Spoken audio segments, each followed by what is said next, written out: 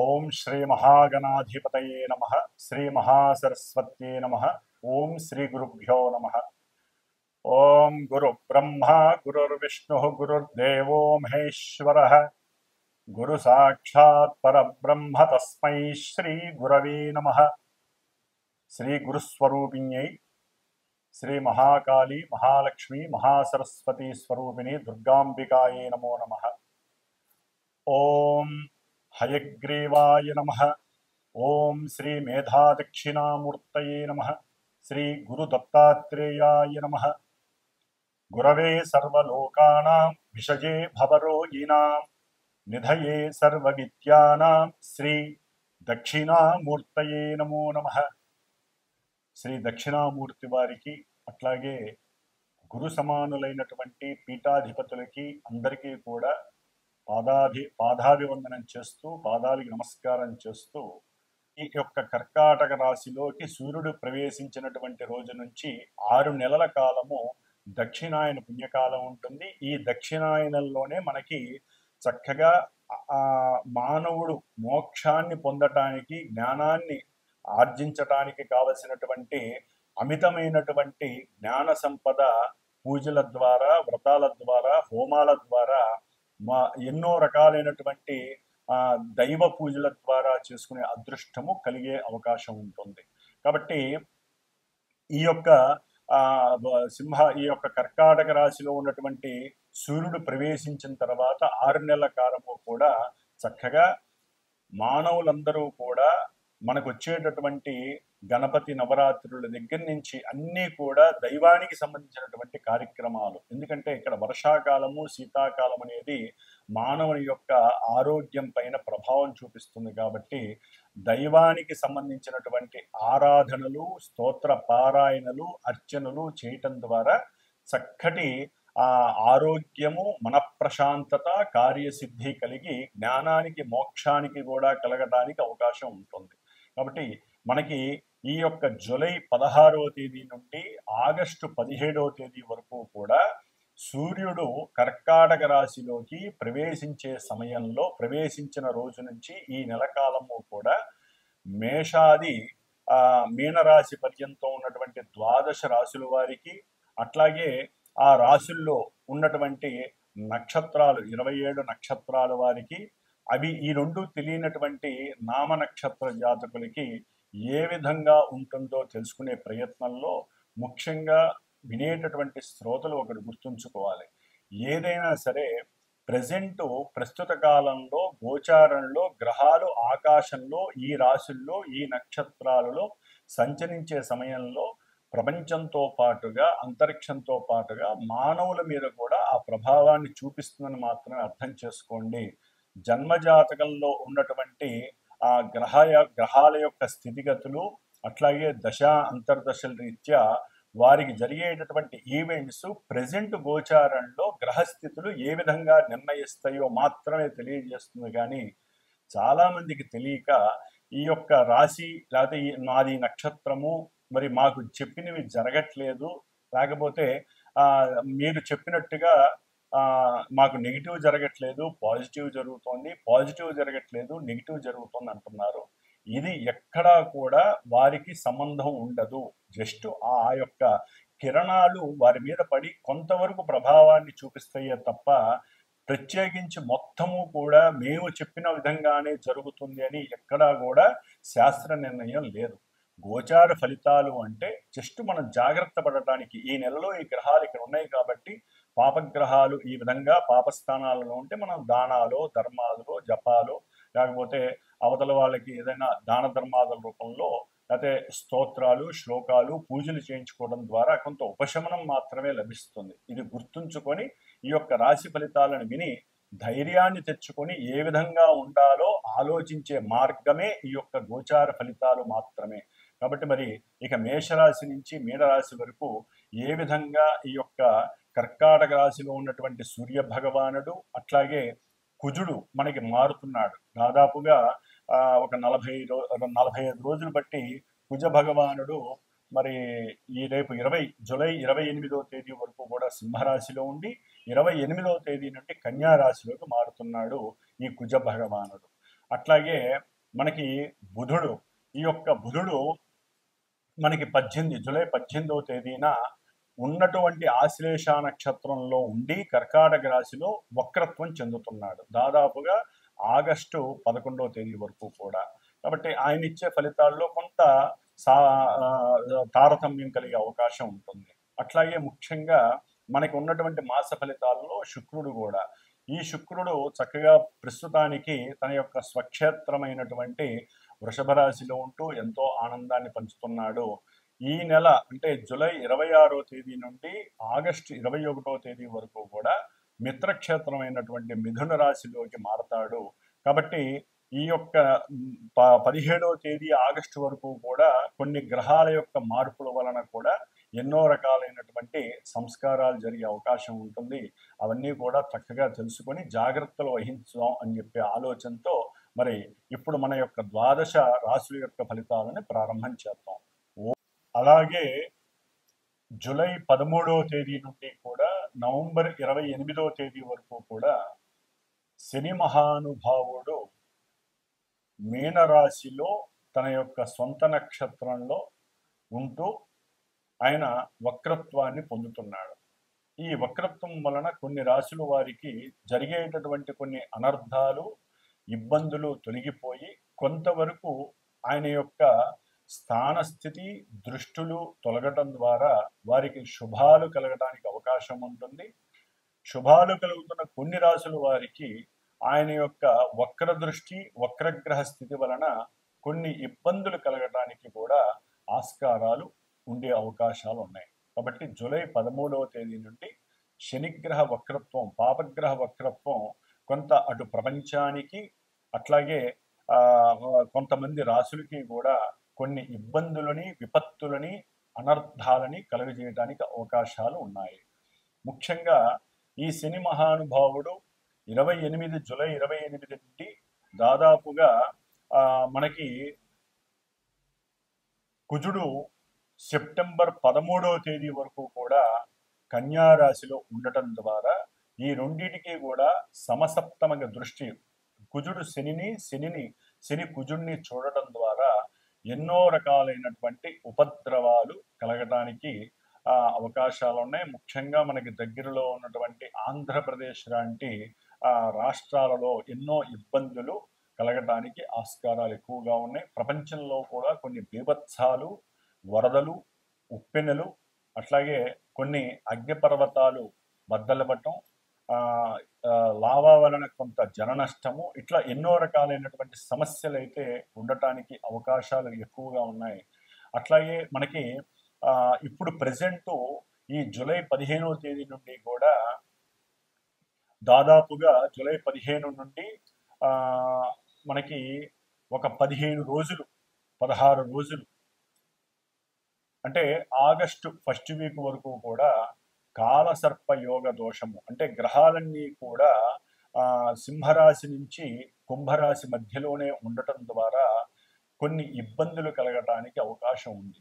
అంటే మీకు సింహరాశి నుంచి దాదాపుగా కుంభరాశి వరకు ఏ గ్రహము కూడా ఆ యొక్క రాశిలో లేకపోవడం వలన కొంతమంది కొన్ని రాశుల వారికి ఈ భావాలలో గ్రహాలు ఏది లేకపోవటం వలన ఆ గ్రహాలు ఇచ్చేటటువంటి భావాలు దెబ్బతినే అవకాశం ఉంటుంది. కాబట్టి అందరూ కూడా సుబ్రహ్మణ్యేశ్వర స్వామి వారి యొక్క ఆరాధనని మాత్రం మర్చిపోకుండా చేసుకోవటం ద్వారా కొన్ని ఉపద్రవాలని, ఇబ్బందుల్ని తొలగించుకునే అవకాశం ఉంటుంది.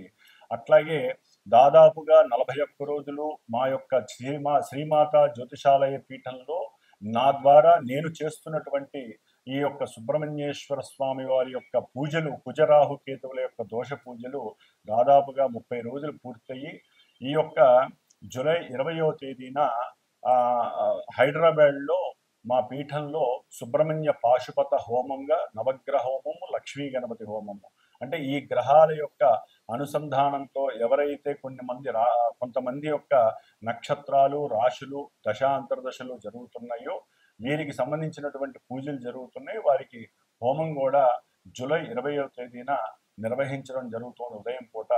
కాబట్టి ఆసక్తి ఉన్నవాళ్ళు, ఇబ్బంది లేకుండా ఉన్నటువంటి వారు చక్కగా నాకు గనక కాల్ చేసినట్లయితే వారికి కూడా వారి యొక్క గోత్రనామాదులు నక్షత్రాలు చెప్పి వారికి ఉన్న ఇబ్బందుల్ని తొలగించడానికి స్వామివారి యొక్క అనుగ్రహం కలిగేలాగా నా వంతు ప్రయత్నం చేయడానికి నేను సిద్ధంగా ఉన్నాను. కాబట్టి ఎవరైనా సరే చేయించుకోలేనటువంటి వారు వారి ఇంట్లో కానీ దేవాలయాల్లో కానీ చక్కగా సుబ్రహ్మణ్యేశ్వర స్వామిని మాత్రం ఈ యొక్క ఆగస్టు 2-3 తారీఖుల వరకు కూడా ఆయన ఆరాధన చేసుకోవడం ఉత్తమం, పరమోత్తమంగా భావించి ఓం దుర్గా గణపతయే నమః, ఓం స్కంద గణపతయే నమః అనేటటువంటి ఆ మంత్రాన్ని గనక జపిస్తూ ఉంటే ఆ రాశుల వారికి ఇబ్బందులు కలగకుండా ఉంటాయి. ఓం మిథున రాశి. మిథున రాశి వారికి ముఖ్యంగా ఈ నెల 26వ తేదీన జన్మరాశిలోకి శుక్రుడు రావటం ద్వారా విశేషమైనటువంటి ఆర్థిక వ్యాపార లావాదేవీలలో, అట్లాగే మీరు చేసేటటువంటి ప్రతి ప్రయత్నంలో యత్నకార్య సిద్ధి కలగడానికి ఎక్కువ అవకాశాలు ఉంటాయి.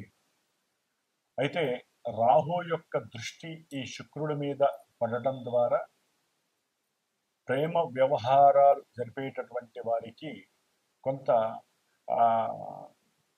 ఇబ్బందికరమైనటువంటి పరిస్థితులు ఎన్నో కనపడే అవకాశం ఉంటుంది. అంటే ఎదుటి వాళ్ళు ఏ విషయమో చెప్పకుండా కొంత వారి యొక్క ప్రతిభా జాలంతో, మాయా జాలంతో మిమ్మల్ని ఆర్థికంగా మోసం చేసేటటువంటి పరిస్థితులు కలుగుతాయి. అంతకుముందు వారి కోసం మీరు ఏదైనా 10 రూపాయలు వెచ్చించుంటే దాని గురించి తలుచుకొని మీరు బాధపడి వారితో ఫోన్లో సంభాషించేటప్పుడు కానీ, విడిగా సంభాషించేటప్పుడు కానీ కొంత మానసిక పరిస్థితులు మీకు అపోజిషన్గా వస్తాయి, ప్రతిబంధకాలుగా వస్తాయి. కొంచెం జాగ్రత్త వహించండి వారితో మాట్లాడేటప్పుడు. ఉన్నంతలో ప్రేమానురాగాలు అవతల వాళ్ళు ఏ విధంగా చూపిస్తున్నారో మీరు కూడా అదే విధంగా మాట్లాడటం ద్వారా మీకు కొన్ని ఇబ్బందులు కలగకుండా ఉంటాయి. ఆర్థిక పరమైనటువంటి ఇబ్బందులు లేదా కోర్టు పరమైనటువంటి సమస్యలు. అట్లాగే ఈ యొక్క మిథున రాశి వారికి మరి 16వ తేదీ నుండి కూడా ఈ నెల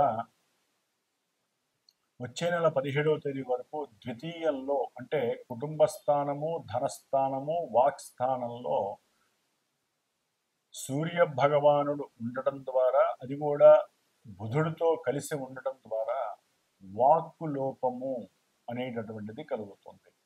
అంటే మీరు గృహంలో తండ్రితో కానీ లేదా మేనమావలు, మేనత్తలు కొత్తగా ఎవరో ఒకళ్ళు పరిచయం అవుతారు.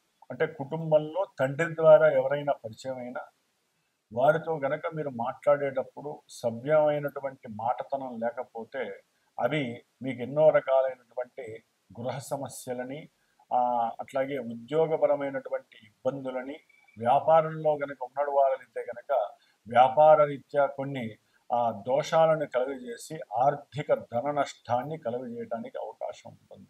కాబట్టి వాక్కు దోష నివారణార్థమే ఈ యొక్క సూర్యుడు, బుధుడు కలిసి ఉన్నారు. బుధుడు యాక్చువల్లీ అక్కడ 2వ స్థానంలో ఉండటం చక్కటి గృహ లాభాలను కలుగజేస్తుంది, కుటుంబంలో ద్రవ్య లాభాలను కూడా కలుగజేస్తుంది. కానీ ఆయన ప్రజెంట్ వక్రిస్తున్నారు. 18వ తేదీన బుధుడు వక్రిస్తున్నారు. వక్రించటం వలన మీ యొక్క కమ్యూనికేషన్ లోపం అనేటటువంటిది వృత్తి ఉద్యోగాదుల్లో ముఖ్యంగా గవర్నమెంట్ వ్యవస్థలో పనిచేసేటటువంటి వారికి ఆర్థిక ధన నష్టాన్ని ఏదో రూపంగా కలుగజేస్తోంది. అన్నదమ్ముల యొక్క విషయాలలో కూడా తండ్రితో పేచీలు పడటం, వారి యొక్క పూర్వ స్థిరాస్తి విషయాలలో కొంత ధన నష్టాన్ని సహించలేక ఒకరికొకరు పోట్లాడుకునే స్థాయికి వెళ్ళటం, అవసరమైతే వారికి తెలిసినటువంటి లాయర్లతో అంతర్గతంగా మాట్లాడుతూ వారి యొక్క న్యాయం వారి వైపే ఉన్నదన్నట్టుగా చెప్పటము, అవతల వాళ్ళ మీద అంటే ఇంట్లో వాళ్ళే, బయట వాళ్ళు కూడా కాదు, ఇంట్లో వాళ్ళ మీద చెడుగా చెప్పడం ద్వారా కూడా ధన నష్టము వేరే వాళ్ళకి వెళ్తుంది. కాబట్టి మీరు తినక, మీ ఇంట్లో వాళ్ళు తినక వేరే వాళ్ళకి వెళ్ళే అవకాశం ఉంటుంది. కాబట్టి కొంచెం మాటనే జాగ్రత్తగా మాట్లాడడం ద్వారా మీ ధనాన్ని మీరు కంట్రోల్ చేసుకునే అవకాశం ఉంటుంది. ముఖ్యంగా తండ్రి గారి యొక్క ఆరోగ్య విషయంలో జాగ్రత్తగా ఉండండి.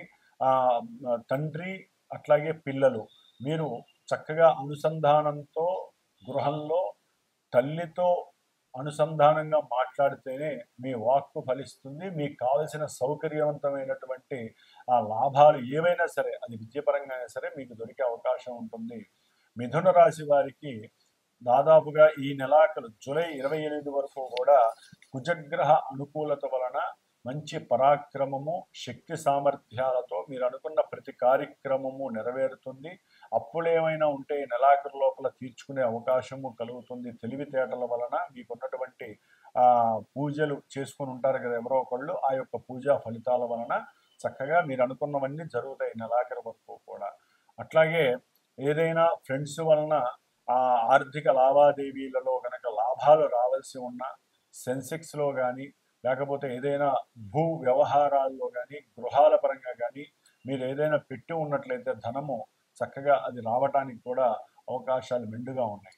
ఈ నెలాఖరు తర్వాత కుజగ్రహము 4వ స్థానంలోకి రావడం ద్వారా విద్యార్థులకి, అంటే మిథున రాశికి సంబంధించినటువంటి విద్యార్థులకి కాస్త అనారోగ్య లోపాలు కలగడం ద్వారా, లేనిపోని పిత్తవాతాలు వాటి వలన కలిగేటటువంటి జ్వరాలు, లేనిపోని ఇబ్బందులు కలగడం ద్వారా వీరికి విద్యలో ఆటంకాలు, భంగాలు, రాయవలసినటువంటి ఎగ్జామ్స్ రాయలేకపోవటం వలన ఇవన్నీ కూడా కలిగే అవకాశాలు ఎక్కువగా ఉంటాయి.